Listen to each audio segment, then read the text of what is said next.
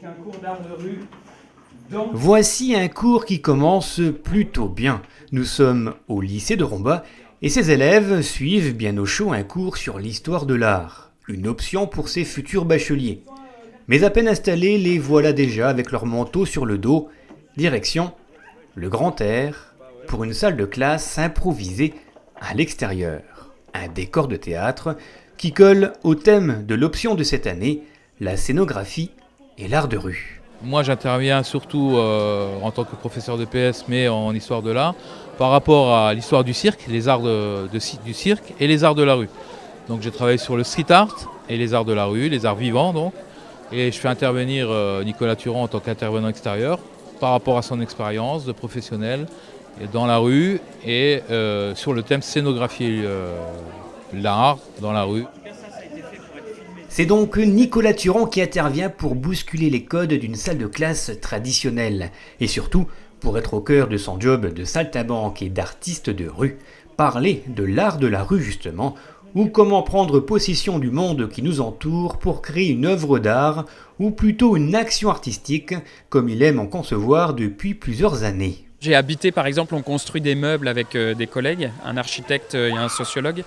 On construit des meubles et on habite sur le trottoir des capitales européennes. Donc ces 4 dernières années, j'ai habité environ 4 mois sur le trottoir pour être au plus proche de l'habitant. Œuvrer et créer pour la rue, quelles que soient les conditions, il était donc normal de les retrouver ici sous le préau, bien emmitouflés, à l'abri du vent, enfin presque. Petit carnet dans la main, l'objectif est donc d'amener les élèves à imaginer une action à mettre en œuvre au sein du lycée, voire dans les rues de Romba. Sous le regard parfois surpris des autres élèves, ce cours a lui-même des allures de pièce de théâtre. On joue sur 2 tableaux, le fait de pouvoir être acteur dans la rue, mais qu'on peut être spectateur aussi de ce qui se passe autour. Et là, en étant autour de la cour, de la sortie de la cantine, on est aussi à la fois acteur et spectateur.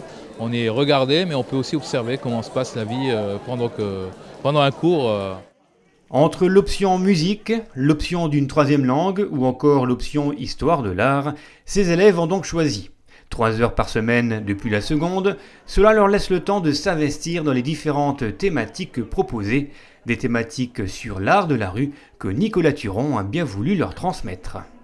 Les jeunes, les adolescents ont cette double faculté d'avoir à la fois besoin d'être rassurés tout le temps, donc pas sortir du cadre, on fait cours en classe, et en même temps d'être à l'âge où tout est possible. Donc c'est pour ça que j'attends leurs propositions avec impatience, puisque tout est imaginable encore quand on a 17 ans.